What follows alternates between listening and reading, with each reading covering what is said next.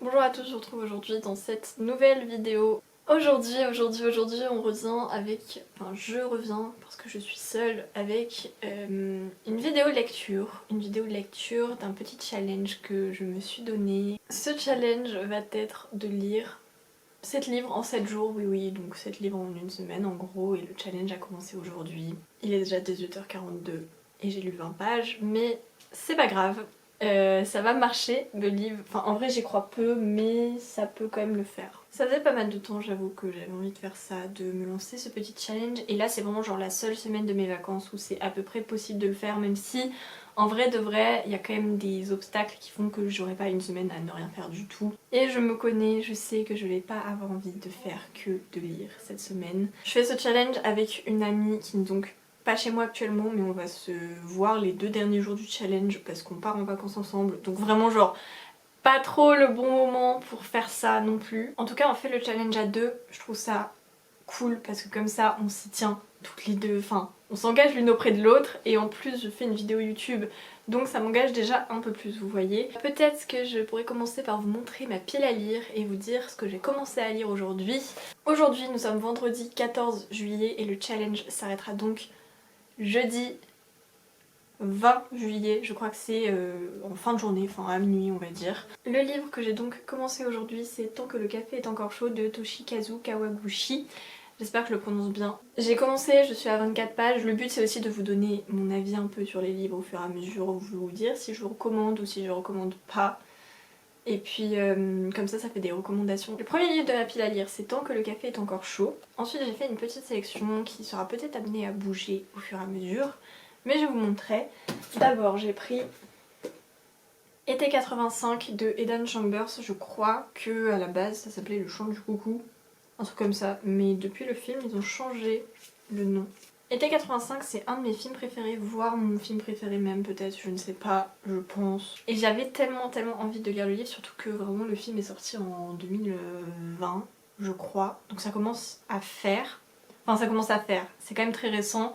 Mais je veux dire que ça fait 3 ans et que j'ai toujours pas lu le livre, donc je pense que c'est le moment, je l'ai vraiment acheté il y a 2 semaines. Ensuite nous avons un livre de Ernest Hemingway, Le vieil homme et la mer, qui est très court, il fait 120 pages peut-être. Ok, il fait 150 pages, c'est court mais c'est un classique donc ça se lit un petit peu plus lentement. Ensuite je pense lire Éclat dormant de Alix E. Harrow. Il est vraiment pas long en fait parce que les remerciements sont ici et après c'est en fait un extrait d'autre chose. Ensuite un livre très petit que j'ai eu à une chasse aux livres, la chasse aux livres du souffle des mots, ça s'appelle Mauvais fils et ça a l'air cool.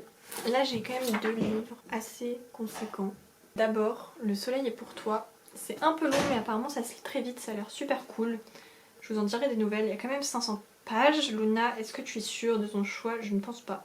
Et du coup le dernier livre c'est Les Sœurs Holo que j'ai eu à mon anniversaire et qui a l'air très cool, il fait 300 pages, c'est ok.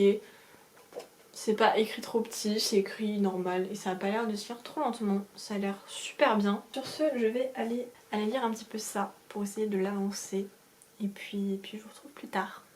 Ciao! Hello, première update. On est à la fin de la première journée et je suis même pas à la moitié du livre, vraiment genre... J'étais pas chez moi presque de la journée, voilà c'est mon excuse. Il faut savoir que j'ai toujours une bonne excuse.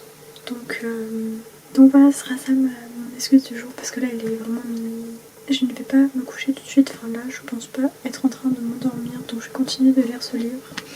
Mon avis c'est que c'est cool, j'aime beaucoup le concept. En gros pour vous résumer c'est un café à Tokyo qui en gros permet de retourner dans le passé et on va donc suivre l'histoire de plusieurs personnes qui vont aller dans ce café exprès pour pouvoir retourner dans le passé. C'est hyper chouette en vrai comme concept. Après est-ce que les histoires sont bien de ouf? Bah en fait j'en ai lu 1,5 pour l'instant d'histoire. Parce qu'en gros c'est en 4 parties, enfin je pense que ça va être ça. Et ouais en fait la première histoire était plutôt sympa, un peu frustrante. Mais en fait j'ai peur que le livre soit très frustrant. Mais je trouve le concept vraiment... Oula. Je trouve le concept quand même vraiment cool. C'est assez addictif même si on voit que j'ai pas non plus beaucoup avancé. Mais excusez-moi je n'ai pas eu le temps. Ça risque d'être très chaud cette semaine. Très chaud, surtout que je ne suis pas seule chez moi, genre à partir de demain. Ok, je vous fais un petit update rapide. J'ai fini Tant que le café est encore chaud, là on est samedi et il est déjà 16h55, donc j'ai mis un peu plus de 24 heures quand même à le lire. Parce que j'ai commencé le challenge vers genre 14h hier, vous voyez. C'était super bien, ça se lit tout seul, le concept est cool. Et puis j'aime bien, j'adore les livres où tout devient lié à la fin et tu comprends tout, pourquoi tout s'est passé, c'est trop cool. Donc franchement c'est super bien comme livre, je conseille. Voilà, j'ai pas grand chose de plus à dire, mais c'était très sympa. Je pense que je vais lire maintenant Éclat dormant tout à l'heure, pas tout de suite, je vais aller faire la couture là, mais tout à l'heure. Bon écoutez les gars, il est temps de faire un update, de vous faire un petit bilan en cours de route parce que j'ai tellement peu filmé. Il se trouve que j'avais des gens chez moi, donc j'ai pas énormément avancé mes livres, mais j'ai avancé quand même un peu. Pas assez vite pour réussir ce challenge pour l'instant, mais faut pas perdre espoir. Écoutez, rien n'est perdu. J'avais déjà parlé de ce livre, donc le livre numéro 1, le premier livre de ce challenge qui était vraiment cool. Ensuite, j'ai lu Éclat dormant, donc je ne sais plus du tout où je m'en suis arrêtée dans cette vidéo, si je vous ai dit que je commençais ce livre ou pas, je crois, peut-être. En tout cas, Éclat dormant, déjà livre extrêmement beau. En fait, c'est une réinvention de La Belle au bois dormant sur une jeune fille de notre époque qui va se retrouver un petit peu plongée dans le monde de La Belle au bois dormant, etc. C'est une réinvention beaucoup plus féministe que ce qu'est le conte à la base, parce que le conte n'est pas très féministe, je pense qu'on le sait tous. Et toutes, là on est sur une réinvention très féministe, très moderne, très ouverte de manière générale. C'était grave imaginaire, j'ai adoré. Ça me faisait penser un petit peu au livre Les Facétieuses de Clémentine Beauvais qui est vraiment genre mon autrice préférée tout simplement. Ça fait un peu penser aux Facétieuses mais c'est pas du tout la même écriture, c'est juste le côté un peu imaginatif, le fait d'être plongé à moitié dans les contes, à moitié dans la réalité et tout, je trouve ça trop cool. C'est moins bien que Les Facétieuses mais c'est sympa, franchement j'ai beaucoup aimé. Très très cool, ça se lit très facilement et puis le livre est très beau, enfin vraiment une réussite finalement et j'ai très envie de lire Le Temps des sorcières de cette même autrice parce que j'en avais entendu parler, je savais pas du tout que c'était elle. Et là j'en suis au troisième livre qui est un livre un peu plus gros, je pense pas que c'était forcément une très bonne idée parce que le livre fait presque 400 pages. Et lire un livre de 400 pages en une journée, tout simplement, ce n'est pas possible pour moi quand je fais beaucoup d'autres choses. Parce que je faisais de la couture, parce que j'avais des gens chez moi, parce que j'avais pas le temps de lire beaucoup, tout simplement. On est donc pour le troisième livre sur les Sœurs Hollow de Crystal Sutherland, qui est une œuvre d'art en lui-même. J'en suis à la page 214, je l'ai commencé dimanche soir, aujourd'hui on est mardi matin. J'ai l'espoir de le finir aujourd'hui parce que sinon ça me mettrait vraiment très en retard pour ce challenge, parce qu'il me reste aujourd'hui, demain et jeudi. Il me reste 3 jours pour lire 4 livres. 4 livres et demi. Donc il va falloir que je me dépêche un petit peu, vous voyez, alors qu'à partir de ce soir j'ai mes amis qui viennent, je vais être totalement dépassée par les événements je pense, mais on va prendre le train, c'est ça mon espoir, c'est vraiment ça mon espoir. C'est un livre qui est très spécial, l'ambiance générale du livre est très spéciale et moi j'adore.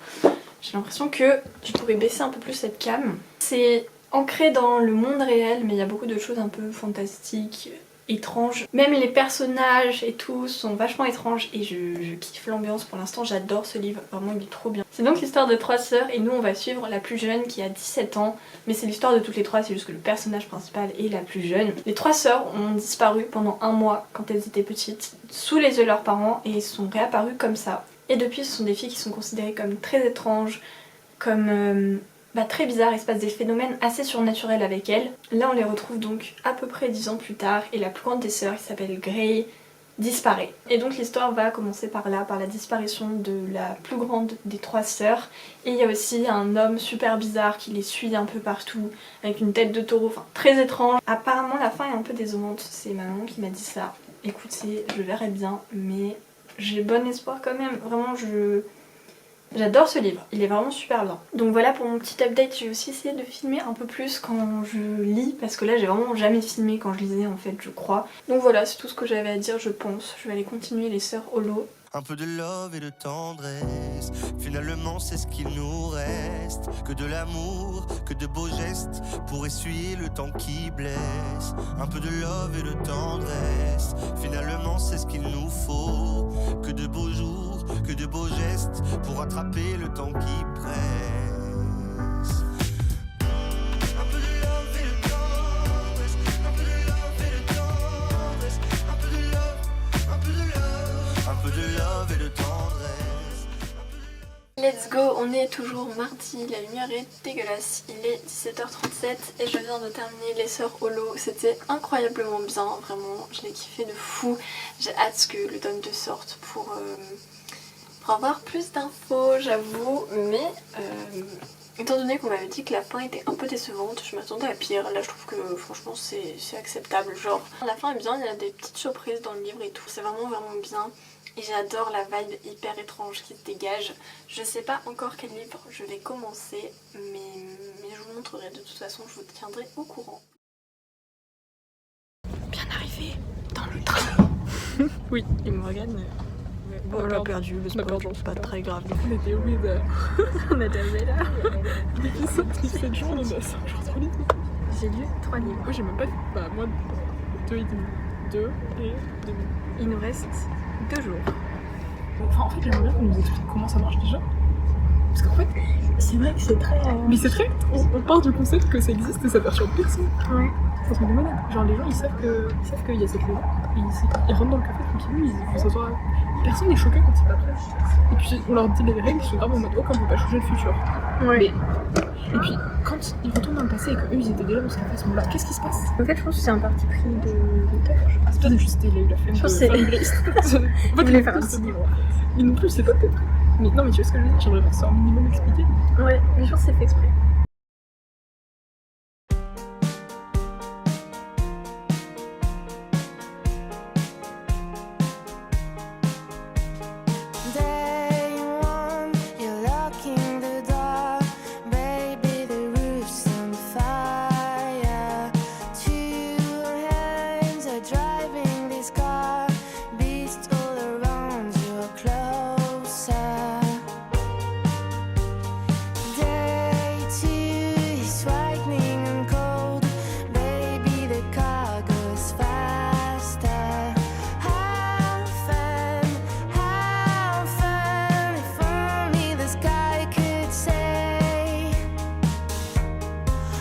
Take again.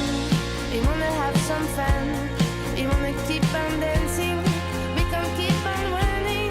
Oh, don't take again. We wanna have some fun. We wanna keep on dancing. We can keep on running. Hold your fire, silence, I'm holding your hand. Silence, silence, bring a prayer. Believing for love. Je viens donc vous faire un bilan de cette vidéo et vous parler du roman Été 85 puisque je n'ai pas du tout fait d'update. Déjà, je suis un peu déçue du résultat de cette vidéo parce que je me suis pas assez appliquée. J'ai pas fait assez de plans où je lisais, je trouve, pour mettre un peu au milieu, pour faire des petites transitions et tout. Donc c'est beaucoup de blabla, surtout sur le début. Après ça s'améliore un peu. Les plans de la fin que j'ai filmé avec mes potes sont très bancals, mais c'est pas très grave. Je suis un peu déçue de moi, je ferai mieux la prochaine fois, genre j'ai vraiment... Je me suis pas assez concentrée pour filmer. Mais du coup, je vais d'abord vous donner mon avis sur Été 85. Été 85 c'était trop bien comme roman. Ça fait 1 mois et demi que je l'ai terminé et je vous cache pas que j'ai un peu oublié. Genre j'ai pas trop pris de notes sur le livre, j'ai mis 5 étoiles sur Goodreads. Je pensais que j'avais mis 4 déjà, donc c'est que ça m'a vraiment hypé sur le moment. Ça m'a pas tant marqué que ça finalement, donc peut-être que finalement ça mérite un 4, mais c'était quand même super bien. En termes d'histoire, j'étais absolument pas surprise parce que c'est le roman dont est tiré mon film préféré que j'ai vu genre beaucoup de fois, dont 2 fois cette année, et dont une fois une semaine avant de relire le livre, donc vraiment j'avais l'histoire hyper fraîche en tête. Déjà c'était super bien parce qu'on avait la préface de François Ozon, donc François Ozon c'est le réalisateur du film, donc c'est lui qui a écrit la préface. Et en gros c'est un livre qui l'a énormément inspiré pendant l'adolescence, c'est d'ailleurs de ce livre qu'il voulait faire son premier film. Au final ça a attendu très longtemps, enfin beaucoup plus longtemps puisque François Ozon a sorti énormément de films et au final Été 85.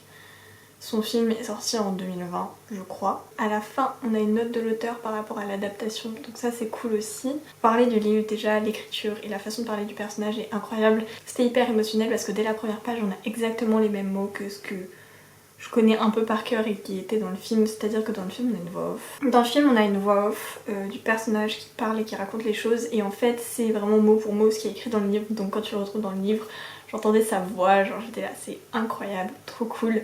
C'est trop bien écrit. J'adore la façon qu'a le personnage de raconter les choses. Aussi c'est trop cool dans le roman, il y a des petits dessins. Aussi je n'ai pas du tout raconté l'histoire, je suis trop conne. Vraiment. Je vous cache pas que c'est un peu compliqué pour moi parce que là j'ai pas du tout le livre avec moi pour me rafraîchir la mémoire, donc je n'ai que un résumé d'internet et je me souviens très bien de l'histoire, je ne vais pas vous mentir, mais juste je me souviens plus des noms des personnages parce que c'est pas les mêmes que dans le film. Le personnage principal s'appelle Hal et je crois que le mec dont il tombe amoureux s'appelle Barry. Vraiment, si je dis de la merde, genre si je dis une erreur c'est la honte, mais on va l'appeler Barry dans ce résumé, d'accord? J'espère vraiment qu'il s'appelle vraiment Barry, mais je crois que dans mes souvenirs c'est Barry parce que dans le résumé là, il n'y a que le nom du perso principal. Donc l'histoire commence, on apprend que Hal va nous parler de son été et surtout d'un cadavre. On apprend tout de suite, dès le début, qu'il va y avoir un cadavre dans l'histoire et qu'il va nous parler du futur cadavre. Il a chaviré en bateau et il y a un mec qui est venu le sauver, très cliché dit comme ça mais c'est pas du tout cliché. Un mec qui est venu le sauver qui s'appelle Barry. Ils deviennent très amis d'une façon très rapide et très ambiguë également, mais ils appellent ça de l'amitié. Écoutez, chacun est ami à sa façon, j'ai envie de vous dire. Et c'est trop cool, je suis vraiment nulle pour donner un avis. Je suis désolée parce qu'en fait je veux pas mélanger mes avis du film et mes avis du livre. Et le livre, je m'en souviens plus très bien. J'ai pas du tout pris de note dessus donc c'est pas grand chose de plus à dire, mais c'est un livre qui est hyper émouvant et hyper... En fait la façon d'écrire et de parler du personnage fait que t'es très impliqué dans l'histoire et c'est vraiment écrit incroyablement bien et vraiment j'adore les personnages. Donc voilà, pour été 85 c'était une très bonne lecture. Maintenant si je devais faire un classement des 4 livres que j'ai lus, je dirais que mon préféré c'était Les Sœurs Hollow, ensuite été 85 et après il y a Tant que le café était encore chaud et ensuite Éclat dormant à mon avis. Ils étaient tous vraiment très bien, c'était les 4 vraiment des très bonnes lectures. J'ai pas noté en dessous de 4 étoiles pour vous donner un exemple en gros. Donc ça montre qu'il y avait vraiment que des lectures bien. Pour faire un petit bilan de ce challenge, c'était cool mais pas à refaire de la même façon. C'est à dire que la prochaine fois faut que je sois plus impliquée ou alors que je fasse ça sur une semaine où j'ai moins de trucs prévus. Écoutez, c'était une expérience. Le fait est que je n'ai lu que 4 livres au lieu de 7. Il m'en manque quand même 3. Et donc voilà, il me semble que j'ai terminé mon bilan. J'espère que cette vidéo était sympa, que ça a pu vous donner des idées de livres à lire. Écoutez, c'est un peu ça le but aussi. Et puis voilà, je vous laisse et je vous retrouve une prochaine fois. Je vous fais des bisous. Ciao!